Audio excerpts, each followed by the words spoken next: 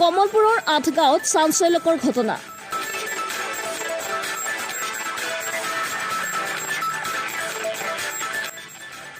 কালিৰ পৰা নিৰুদ্দেশ পঞ্চাচূৰ্ধৰ এগৰাকী ব্যক্তি। কামৰূপ জিলাৰ কমলপুৰত সংঘটিত হৈছে এক চাঞ্চল্যকৰ ঘটনা। কমলপুৰ সমীপৱৰ্তী 8 গাঁৱত সংঘটিত হৈছে ঘটনাটো। উল্লেখ্য যে 8 গাঁৱৰ এই পৰিয়ালটোৰ পৰাই নিৰুদ্দেশ হৈছে পঞ্চাচূৰ্ধৰ নীলকান্ত ডেকা। পৰিয়ালটোৱে জনমতে ব্যক্তিজনে চাংচাৰীৰ সমীপৱৰ্তী এটা ইটাভাটা শ্ৰমিক হিচাপে কৰ্মৰত আছিল।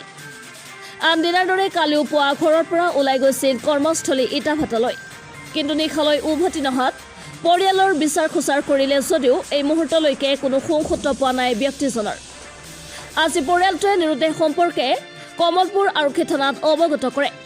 কোনো সদাশয় ব্যক্তিয়ে যদি এই ব্যক্তিগৰাকীৰ কিবা সম্ভেদ পায় তেনেহ'লে ওচৰৰ আৰক্ষী থানা নতুবা 7638097315 এই নম্বৰত যোগাযোগ কৰিবৰ বাবে আহ্বান জনাইছে। ৰাতিপুৱা 6টা বজাত কাম কৰিব যায়। কালিও এনেকুৱাকৈ 6টা বজাতে কাম কৰিব গৈছিল। এতিয়া আজি কালি 6টা বজাত যোৱাৰ পৰা আজি এতিয়ালৈকে ঘৰত আহি পোৱা নাই। সেই কথা কালি কামৰ জেগাত বিচাৰিলোঁ, তাতে 12টা বজাতে কামৰ পৰা অহা বুলি কৈছিল। ক'ত কাম কৰে? এইটো বোৰকা ইটাৰ ভাটি MBI ইটাৰ ভাটাত ইয়াত কৰে। তাত খবৰ লোৱা গৈছিল না? খবৰ লোৱা গৈছিল। তাৰ লগৰ কাৰোবাক কথা পাতিছিল নেকি? কথা পাতিছিল, কৈছে 12টা বজাতে ওলাই অহা বুলি কৈছিল। কালি দুপৰীয়া 12টাতে? কালি দুপৰীয়া 12টাতে। তেওঁ সদায় ঘৰত আহে নে? ঘৰতে আহে, ক'তো নাযায়। গধূলি 7টা বজাত আহি পায় আৰু সদায় আহি পায়। কালি ক'ত যোৱা বুলি ভাবে? এতিয়া আকৌ অনুসন্ধানে পোৱা নাই, কি হ'ল কি নহ'ল।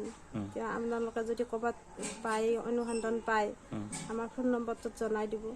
নীলকান্ত ডেকা, থানাত খবৰ দিয়া গৈছে। দেউতা যোৱাকালি মই ঘৰৰ পৰা 6টা বজাত ঘৰৰ পৰা কাম কৰিবলৈ ওলাই গৈছে, কিন্তু এতিয়াও কালিৰ পৰা এতিয়ালৈকে ঘৰলৈ অহা নাই কাম কৰাৰ পৰা। এতিয়া কোনোবাই আপোনালোকে যদি কোনোবাই তেওঁক বিচাৰি পায় তেনেহ'লে আপোনালোকে এই নম্বৰটোত ফোন কৰিব। নিউজ ডেস্ক ৰিপৰ্ট, আৰৰ খবৰ।